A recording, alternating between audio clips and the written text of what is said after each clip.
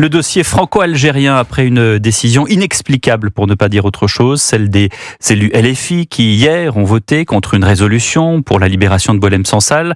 La confirmation aujourd'hui des 2 mandats d'arrêt algériens qui visent un autre écrivain franco-algérien, Kamel Daoud, prix Goncourt 2024 pour son roman Houri, relatant les années noires du GIA en Algérie dans les années 90 par le prisme d'une mère ne voulant pas enfanter dans une dictature islamiste. Bonsoir Caroline Baudry. Bonsoir Pierre, bonsoir à tous. C'est le porte-parole du Quai d'Orsay qui confirme ce mercredi ces 2 mandats d'arrêt. Oui, et qui précise suivre l'évolution de cette situation avec attention. Kamel Daoud est un auteur connu, respecté, dit-il.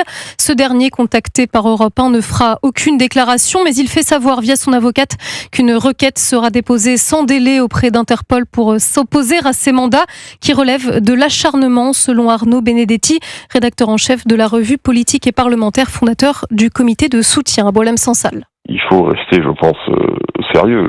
Pour être mis en œuvre, il faudrait que, par exemple, la France décide de répondre à une demande d'extradition, ce qui est totalement, évidemment, impossible. Mais derrière cela, il y a la volonté de traquer, de harceler. On en est aujourd'hui là, face à un régime qui a fait, en tout cas, de l'étouffement de toute voix un peu pluraliste, l'une de ses priorités, l'un de ses objectifs, comme s'il se sentait lui-même en danger, ce régime.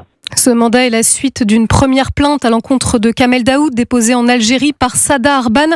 Cette femme rescapée d'un massacre durant la guerre civile se trouve être la patiente de l'épouse psychiatre de l'auteur.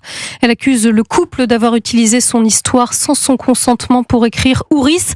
Cette histoire est publique en Algérie, se défend l'auteur et ne raconte pas la vie de Madame Arban.